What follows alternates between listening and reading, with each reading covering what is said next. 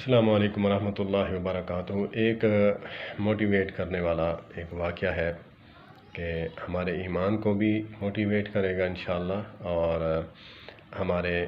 ہمیں جو ہے عمل کے لیے بھی جو ہے نا وہ آمادہ کرے گا۔ کہ ایک دفعہ کا ذکر ہے، حضرت عمر رضی اللہ تعالی عنہ کے پاس جو ہے ایک شخص آیا کہ میری بیوی جو ہے نا میری آواز سے اونچا بولتی ہے، جواب دیتی ہے، تلخ کلام ہے۔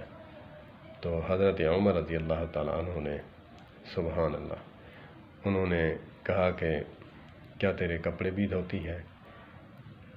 کیا تیرے بچے بھی پیدا کرتی ہے؟ ان باتوں پہ ہاں ہاں کہتا رہا۔ تو کہا تیرے بچوں کو بھی نہلاتی ہے، اس کی بھی حفاظت کرتی ہے؟ تو کہا کیسا انسان ہے تو کہ 9 خوبیاں ہیں، ایک خامی ہے، 9 خوبیوں کو نظر انداز کر کے ایک خامی کو ہاتھ لیے پھر رہا ہے، کیسا نادان ہے تو؟ تو پھر سر جھکا کر وہ چلا گیا۔ پھر کچھ عرصے کے بعد ملا، کہا حضرت جو آپ نے بتایا تھا الحمدللہ ہمارے گھر آباد ہیں الحمدللہ۔